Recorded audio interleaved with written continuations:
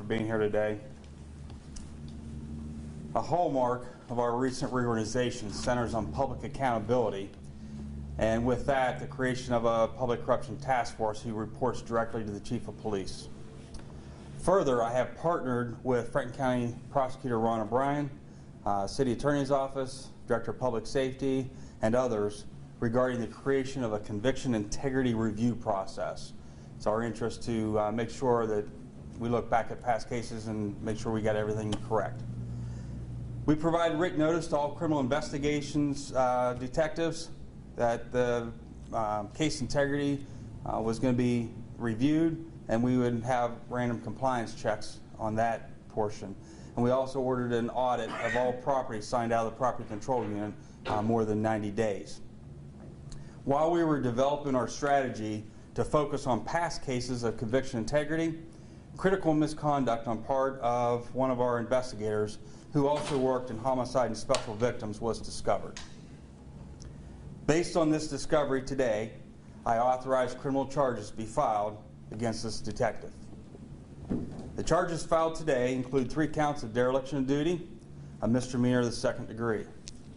The facts around the cases, again, both of these are active cases, so without discussing the case specifically, I will discuss in general terms. One was a kidnapping case where the detective inactivated a case despite having tangible evidence that would have potentially led to prosecution. And the next case was a sexual assault investigation where the detective failed to submit a lab request for a sexual assault exam kit, and in addition to that, failed to act on a CODIS hit from a case which may have led to the identification and apprehension of a person of interest in that case. The detective charged today is Officer Amy Welsh. She has been with the division for 24 years and 9 months. She spent first part of her career about 11 years in patrol.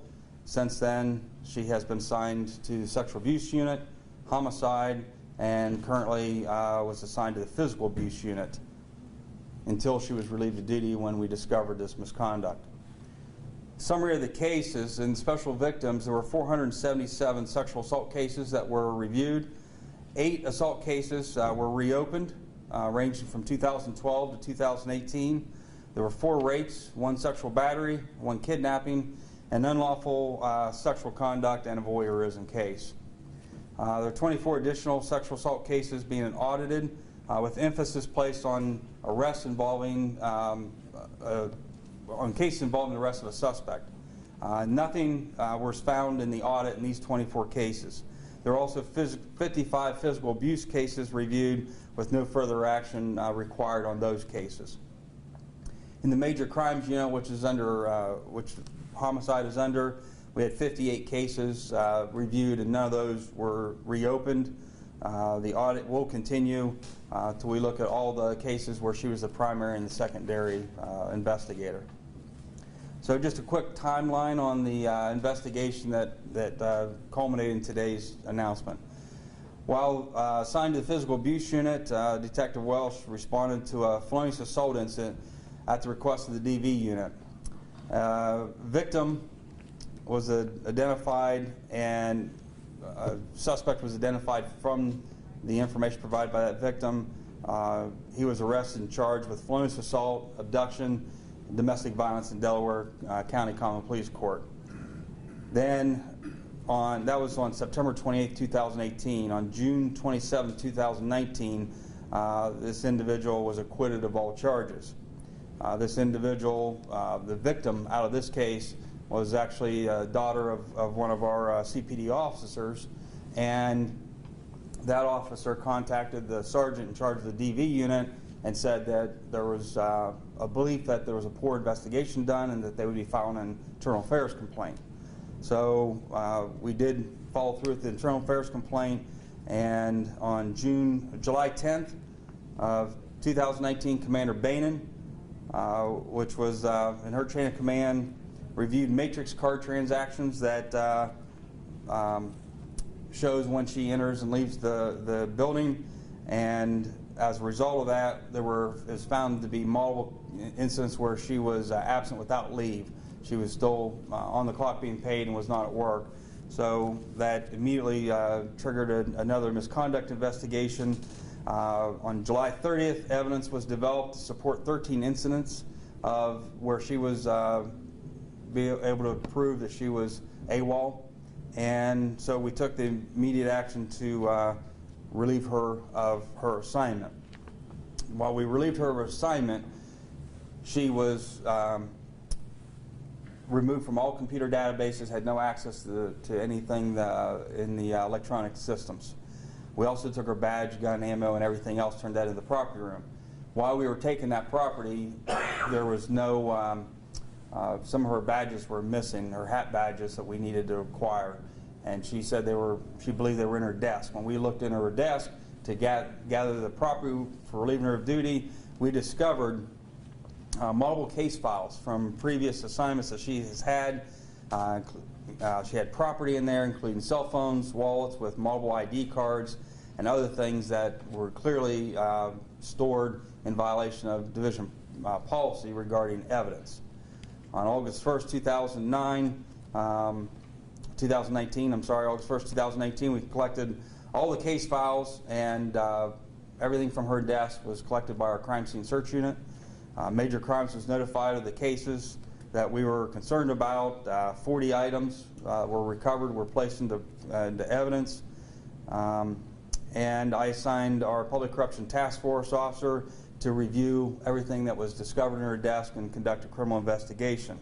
On August 5th, the investigation started developing fruitful leads that would result in today's charges. On August 19th, the detective assigned to this case followed through with additional investigative leads and met with the chain of command on where we were at on the investigation. On September 18th, 2019, I administratively transferred the Detective Welsh, out of her assignment. It was important, I think, that we've already had a lapse where victims were not getting the justice they deserve. To leave her in that position and tie up that position would mean someone else is not in that job serving those victims. So we removed her completely from that assignment while the criminal and the administrative runs its course, and we'll put a new detective in there, obviously, and make sure that the cases get the attention that they properly deserve. And we also charged her with 3 counts today of dereliction of duty related to her assignments. I've also ordered a concurrent administrative investigation while these criminal charges are pending and going through the court system. If the allegations are sustained, I would expect this to lead to a recommendation of termination of the officer's employment. Should the officer wish to resign prior to completion of the administrative investigation, I will accept her resignation letter. I would now like to introduce County Prosecutor Rod O'Brien, who has been a tremendous partner in the success of our efforts to seek new levels of accountability within the Division of Police. Mr. O'Brien? Thank you, Chief Quinlan. I first became aware of this specific case probably in connection with a search warrant issue and in connection with the case tried in Delaware County that Chief Quinlan mentioned, and through that process have had contact with the Delaware County Prosecutor Melissa Schiffel, as well as the investigation of that testimony in that DV case was passed by her office, because some of her people are going to be witnesses, to the Attorney General's office, Special Prosecution Unit, and I have had contact with them, and that matter is under a continuing investigation, something actually that I would not have authority or jurisdiction over since it was conduct in Delaware County, but in working with Deputy Chief Becker, who I first talked with about this case probably 2 months ago, we determined to check and do an audit in all cases in which Detective Welch either had testified in common police court on, had filed charges in municipal court on, and had been involved as a witness one way or another In checking at the municipal court, Detective Welsh most recently had been assigned to homicide.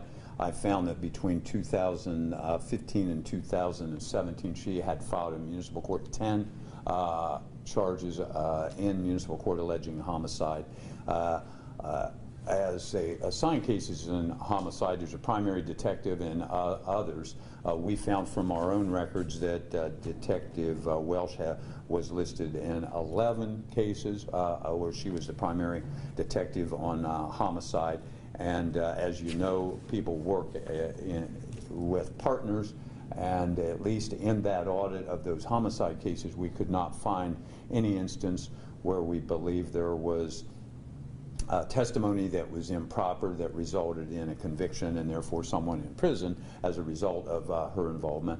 And then secondly, what we looked at was prior to her assignment in homicide, she was with the sexual assault unit and found that she had filed more charges than that in municipal court between 2000, I believe it was 9 or 10, and 2015, and are still in the process of reviewing those cases. You will recollect that a few years back there were 2 Reynoldsburg police officers that were either stealing drugs or cash in connection with search warrants. We initiated a process then to review all the cases that those 2 Reynoldsburg detectives, and one of them was a sergeant, were involved in, and are following the same procedure in this case. And we've had since I don't see Bethany is here, since Mike Wagner did a series a few years back on DNA testing, we have had an informal process of review of issues raised by the Innocence Project. Work closely with Mark Godsey with the Innocence Project at the University of Cincinnati on any issues they raise on post-conviction, conviction integrity. Kim Bond has been assigned from our office to deal with those kind of issues.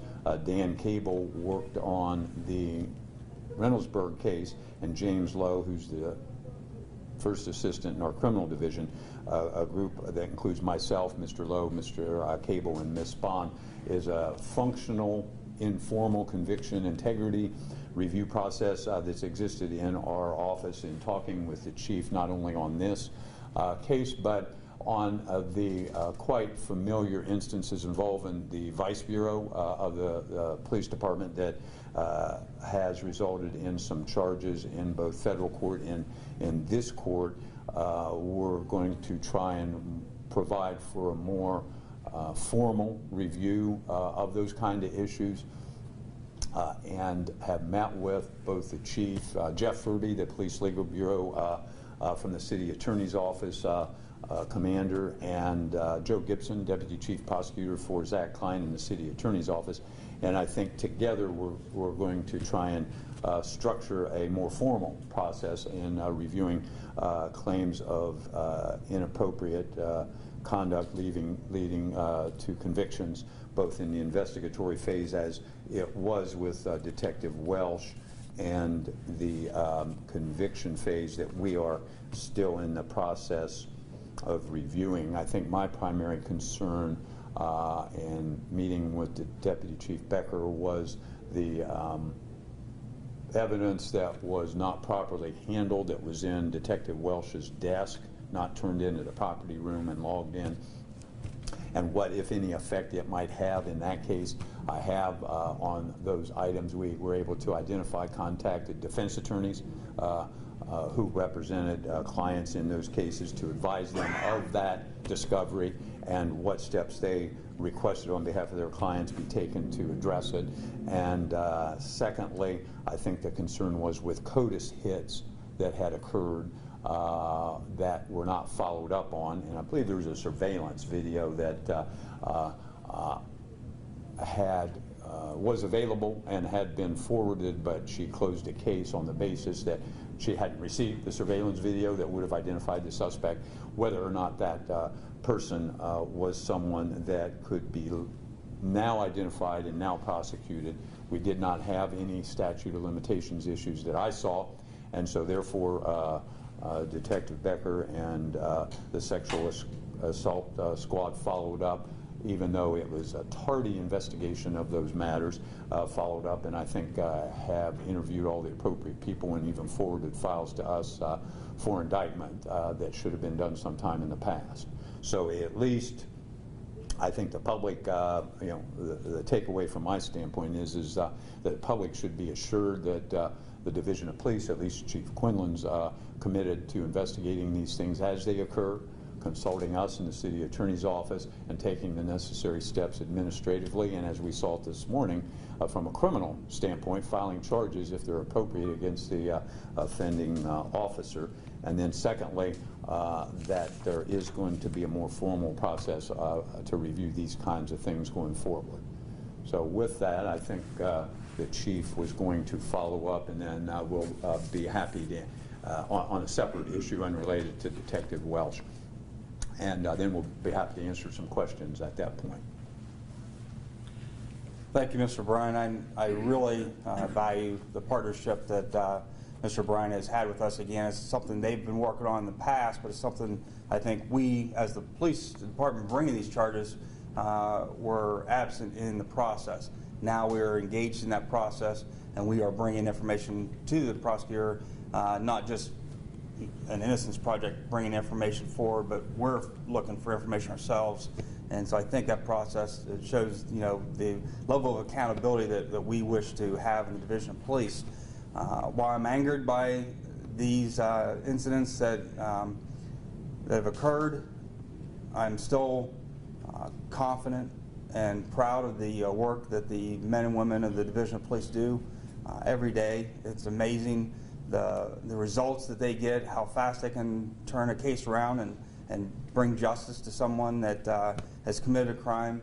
So we will continue to improve every chance we get, and continue to train, continue to set policies and practices that will assure proper and results that are consistent with the Constitution and with law. So with that in mind, I want to end on one last item as an update, just in the interest again of our accountability and our transparency. In addition to today's announcement on the criminal charges that were brought, I've also released the decision on the vice investigation, the discipline decision today, so that will be made available. The recommendations include lengthy suspensions for supervisors. In the case of the two involved officers, involve recommendations for termination. And those will be decided by the Director of Public Safety regarding the final decision there. And with that said, I would like to thank you for your time and being here today, and I'll turn it over to Sergeant Fuqua. Thank you, Chief. Okay. Thank everyone for coming at this time. I understand there are probably a lot of questions as a result of the statements made by Mr. O'Brien and Chief Quinlan. So at this time, we will open it up to questions if you have any. Keep in mind that this is an ongoing investigation from a criminal perspective as well as administrative from our side. So some of the questions you may ask, they may not be able to clearly give you the answers you may want. But again, in the interest of accountability, we are going to try to answer as many of your questions as we best can. Chief? Chief, do you think this was an isolated incident with this detective? Any of her supervisors may face any kind of reprimand for not realizing what was going on? Part of the internal investigation we're doing is focusing on what role any supervisors played, just as we did in the vice investigation. How do you spell her first and last name? Amy, A-M-Y, Welsh, W-E-L-S-H. How long has the investigation been going on, and how long have you been reviewing her past cases? Like, when did that start? The timeline on it again was in June that we had identified.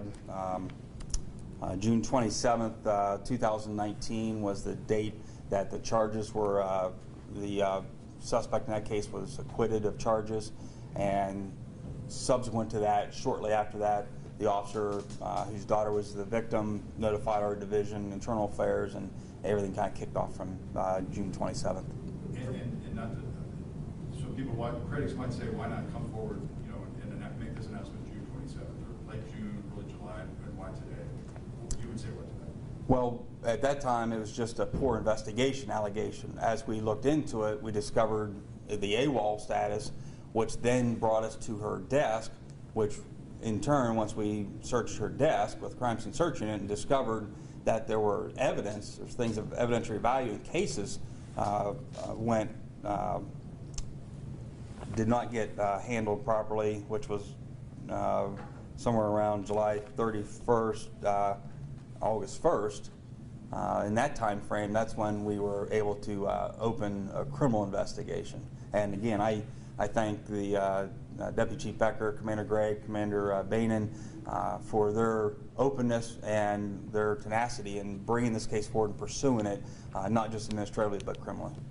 As far as the vice unit officers that you're recommending for termination, Steve Roser and Whitney Lancaster? Yes. Okay, those are the only two? Those are the two officers recommended for termination.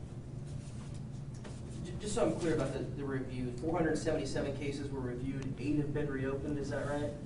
That's correct. And so then that is happening now, or that's currently ongoing, and you're promising in the future to have a more formal review process for any complaints of this nature? Right. What we've done is we are beginning this conviction integrity review team that can actually go through and look at past cases and decide if there's any mistakes made in the past. It may not even be a mistake. Remember, technology is advancing all the time. There could be new tests, new technologies that are developed that can actually lead to identification of a suspect that before would not have led to, or it could lead to an exoneration of someone that past evidence was there that was sufficient to a court standard to lead to a conviction. So that's something we're interested in making sure we get correct. Moving forward, again, we're doing audits of all the cases of criminal investigators. We're reviewing all the property that's been taken out of the property room to be processed and not returned, so we don't have something sitting in a desk. That would never happen. So everyone now is on notice that there will be this type of oversight, and we're going to be obviously working with some new training standards for supervisors of what we expect them to do. The other thing, the Matrix organization and the Mayor Safety Commission is recommending is case management software and CAD and RMS software that will help us with case management and get rid of some of this antiquated technology that's not working properly for us and replace it with something that is going to be a system that supervisors can see in real time exactly where cases stand, what property's out, who's been assigned, what the status of that case is, what work's been done, and what work has not been done. This review board, so it'll be a member of Ron's office, Zach's office, CBD. Are you considering a civilian, as part of that? You know that people in the past have said that there needs to be an outside source reviewing these cases. Is that something you guys are looking at? Well, when we talk about civilian in our world, we talk about sworn as police officers and civilians. His office is civilian, the grand jury's civilian, so Non-law enforcement. so yeah, there will be non-law enforcement personnel involved in that review process. What's the cost of this? It sounds like a lot of work, or possibly new people. As in, I don't. As in the whole new review process, all the new audits that are. I mean, These are existing individuals there's no cost with this new process you're announcing. The processes we have, the strategy laid out right now is just existing employees, the prosecutor's office, city attorney's office, and Columbus Police that can work to review, and because we have access to all the documents we need, we have access to the records, to the people, so that's what that will involve. If we develop it further down the road, that's an open question. Right now, there are no new costs. No new costs as of right now. Are they going to be meeting on a regular basis, or is this just come up? Well, again, it's going to be ongoing audits. If we discover information, then we'll act on that. The county prosecutors, I think, ones that are going to drive more of this person came into court and testified and did not. There was a lapse in maybe exculpatory evidence didn't get brought forward to the defense in time, or anything that they identify as a failure or vulnerability, we're going to target that from their side. On our side, we're going to look at cases in the past to see if there's cases we want to refer over to this team to look at more closely. How did you pick the cases that were part of this initial review? You obviously handle more than 58 homicides. You handle more than 477 sexual assaults. how were these cases targeted for that first round of this audit? Again, the first round of the audit is still in progress. We are identifying that we're announcing that we're doing a conviction integrity review, which has been done by the prosecutor's office some time, but again, the police have never really been involved in that. We are now taking an active role of holding ourselves accountable to that. This investigation we were just in the strategy phase of how we're going to partner together to do that when the Delaware County prosecutor brought information to our attention that we need to take a closer look at this case. As we were doing that, we discovered the AWOL status. That led us to the discovery of the evidence in the desk. So this one came to us through a series of steps that we did not identify on our own alone.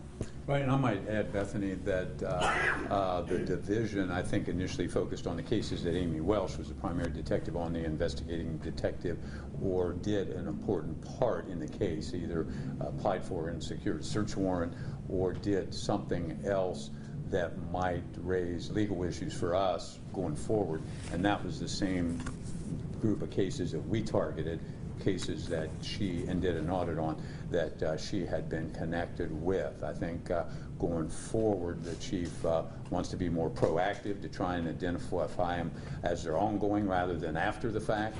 And I think that's a process we're going to try and participate along with the city attorney and the police labor bureau in more formalizing. Chief, when it comes to the vice unit, the 2 police officers were relieved of their duty last year. What took so long to come to the decision to terminate? It's important that we get it right, and there's, again, tens of thousands of ongoing runs that officers respond to that we're investigating. So again, it's just a process of making sure we get everything correct and come to the right conclusion. What role did the FBI play in this decision and in the investigation into these officers? On the vice situation, that's obviously an ongoing, continuing investigation, so I have no authority nor knowledge of to discuss that because that's handled by an outside entity. Forgive me if she asks, what's the timeline for the firing process? How does it work? They will be scheduled with the Director of Public Safety for a hearing at some time in the future, usually within 1 to 2 months. That'll take place, and they'll be represented by their counsel, and after that the director will make his own informed decision of what outcome he expects to take, and that can take whatever time he chooses to use to get his decision right, because he has to be able to, as do I, speak to an arbitrator in the future if there's a case to justify the decisions we made when taking that type of action against an officer based on the just cause standards. Chief, can you speak to the fact that obviously this whole vice unit thing kind of got the ball rolling with all of this? Obviously it's kind of a black eye for the department, but it seems like you guys are trying to turn that whole vice unit fiasco into a positive. Just kind of expound off that. Well, I appreciate the question because I do recognize that this is problematic for the division. And again, officers, just like citizens who engage in bad behavior, part of the method is to try to conceal their conduct. They don't wear a scarlet letter. So it has to be something we have to discover. And when we discover it, I think it's clear that we are committed to taking action to hold them accountable both administratively and when it's appropriate criminally. Chief, you stepped into a lot of stuff going on. You've had to face reporters, cameras from day one. Do you see sort of the Yes, light sir. at the end of the tunnel? And do you see the perfect vision that you want to see the department become yet, or are you still sort of trying to get a handle on things? I think the light at the end of the tunnel, I don't think necessary. There's always, in a city this size, there's always going to be stuff inside and outside the division going on in the city that requires I speak on behalf of the division or my representatives speak for me on the behalf. So I think that's just going to be an ongoing process that's unique to this position. As far as going forward, I think the executive staff team, when we sat down and did the reorganization, it was a group collective effort based on the experience of everyone in that room. There were 7 of us in that room that got together and looked at it from the top down. After we did that, we involved all the commanders and refined things, and we're continuing to fine-tune things. So I think as far as moving forward, regardless what happens in the ongoing process of the chief, I think the division is moving in the right direction and accomplishing the task we need to for the immediate future of the division of police in the city. Chief? Right, I might follow that up that answer, Tyler. I think from my perspective, the chief came to me and Deputy Chief Becker came to me with the issue involving a particular detective, but it was their suggestion that we broaden and more formalize an investigative and post-conviction review process. And at least I think to the chief's credit and the division's credit, they're sensitive to those kind of issues, as are we, and I think going forward, I think that's a very big positive for the division, as well as for the community to feel like the division is willing going forward to do those kind of tough things, to look internally at the problems and try and do something quickly about it. Is there any fear that having a unit like this, having a team like this reviewing cases is going to open the floodgates of people requesting their loved one's case be reviewed because they feel that there's been misconduct, they've been wrongly accused? I mean, are you worried at all that this is just going to be overwhelming for this team? No, not at all, because going back to that dispatch series, I think I've made it very clear to both and regularly get letters from prison inmates and family members raising questions regarding how their case may have been investigated or handled. And I think we've been very open to say that we don't want anybody behind bars any more than they want to be there if they don't belong there. And so we're committed to taking investigative steps to identify those kind of problems, be it through DNA testing or on some of those kinds of cases. When I get a letter from someone protesting their innocence, I will sometimes, if there's nothing to test, offer them a polygraph exam to test their assertion that they were wrongfully convicted. Sometimes they take it, but I've had several people who turn that down. And so I would tell you that we've been very open, and I don't fear the floodgates to be open, and if they are, we'll look at each and every one of those properly. In fact, we talked yesterday about a process whereby we could put a form up on our website where people could submit those items through the website. Then we would be able to take a look at it, and what we do with the Innocence Project is try and quickly determine if there's evidence to test, number one. Number two, are there new witnesses that should be identified? And three, what's the current legal status? So at least I don't think, Chief, have any concern about the floodgates. And if they're there, we'll examine each and every one of those kind of claims as we have in the past. Mr. O'Brien, if I may. Again, I understand everyone has a lot to do, so I appreciate everyone's time and patience coming out today. This will conclude all the questions we have for today. So I appreciate everyone for coming out. Thank you.